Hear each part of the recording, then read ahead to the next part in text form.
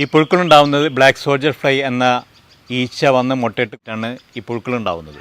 നമ്മുടെ നാട്ടിൽ സുലഭമായി കണ്ടുവരുന്ന ഇവർക്ക് നമ്മുടെ കാലാവസ്ഥ വളരെ അനുയോജ്യമാണ്. ഇവരെ കാണാനും തിരിച്ചറിയാനൊക്കെ വളരെ എളുപ്പമാണ്. കടന്നൽ പോലെ ഇരിക്കുന്ന ഇവരുടെ ഈ കാലിൻ്റെ അഗ്രഭാഗം വെളുത്ത കളറായിരിക്കും. പണ്ട് കാലത്തൊക്കെ നമ്മൾ ഭക്ഷ്യാവശങ്ങളൊക്കെ തെങ്ങിൻ്റെ കടക്കിലൊക്കെ കൊട്ടുമ്പോൾ അതിൻ്റെ തെങ്ങിൻ്റെ പൊല്ലകളിലൊക്കെ വന്നിരുന്ന് മുട്ടയിട്ടാണ് ഈ പുഴുക്കൾ ഉണ്ടാകുന്നത്. ഈ പുഴുക്കൾ ഭക്ഷിച്ചിട്ടാണ് നമ്മുടെ ഈ ഭക്ഷ്യാവശങ്ങളൊക്കെ വളമാക്കി മാറ്റുന്നത്.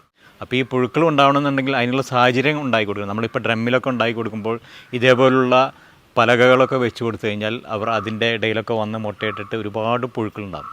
ഒരുപാട് പുഴുക്കളുണ്ടാകുമ്പോഴാണ് നമുക്ക് പെട്ടെന്ന് തന്നെ ഇത് കമ്പോസ്റ്റ് ആക്കാൻ പറ്റുള്ളൂ. നമ്മുടെ ഇടുന്ന അടുക്കള മാലിന്യങ്ങളൊക്കെ പെട്ടെന്ന് തന്നെ വളമാക്കി മാറ്റണമെന്നുണ്ടെങ്കിൽ ഒരുപാട് പുഴുക്കൾ വേണം. അപ്പോൾ അതിനുള്ള സാഹചര്യം ഒരുക്കി കൊടുക്കുക എന്നുള്ളതാണ് നമ്മൾ ചെയ്യേണ്ടത്.